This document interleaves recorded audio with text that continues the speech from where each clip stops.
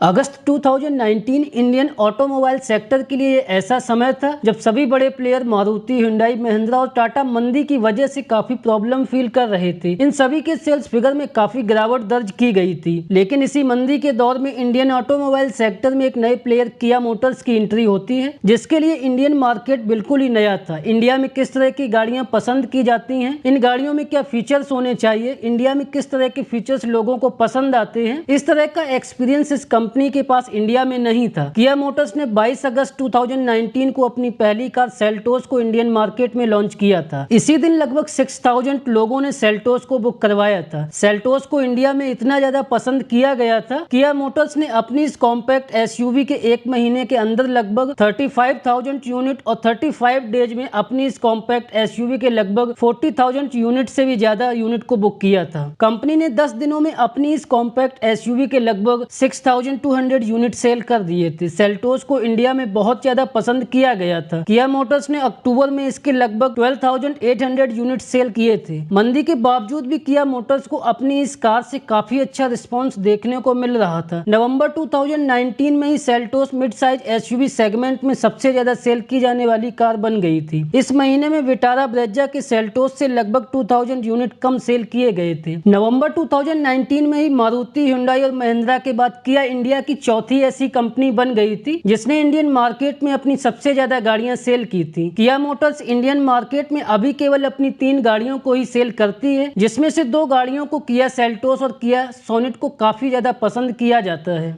किया Motors India में सबसे जल्दी 3 लाख गाड़ी बेचने वाली कंपनी भी बन गई है। आप लोग ये मार्केट में सुनते ही रहते हैं कि आज किसी कंपनी ने किसी प्रॉब्लम की वजह से अपनी इतनी गाड़ियों को रिकॉल किया है। जैसा कि अभी कुछ दिनों पहले ही स्कोडा कुसाक में भी लोगों को काफी प्रॉब्लम का सामना करना पड़ रहा था। जिन लोगों ने कुसाक का फर्स्ट लॉट खरीदा था उनमें से काफी लोगों को कुसाक में कुछ प्रॉब्लम देखने को मिल रही थी। ऐसा कभी कभी हो जाता है कि जब भी कोई कंपनी अपनी नई कार को मार्केट में लॉन्च करती है तो स्टार्टिंग में उसमें कुछ प्रॉब्लम देखने को मिलती है, या कभी किसी कंपनी को अपनी किसी रेगुलर कार के किसी लॉट में कुछ टेक्निकल इशू आ जाता है, जिस वजह से कंपनी अपनी उस कार के उस लॉट को रिकॉल करती है और उसमें जो भी प्रॉब्लम होती है उसे सॉल्व करके कार कस्टमर को वापस कर देती है। इस मामले में किया मोटर्स का रिकॉर्ड काफी अच्छा देखने को मिलता है। किया मोटर्स साल में 3 मिलियन से अधिक गाड़ियां बनाती है। इन 3 मिलियन गाड़ियों को 14 कंट्रीज में मैन्युफैक्चर किया जाता है और 5 कंट्रीज में असेंबली ऑपरेशन किए जाते हैं, जिन्हें लगभग 180 कंट्रीज में कवर करने वाले डिस्ट्रीब्यूटर और डीलरों के नेटवर्क के माध्यम से सेल किया जाता है।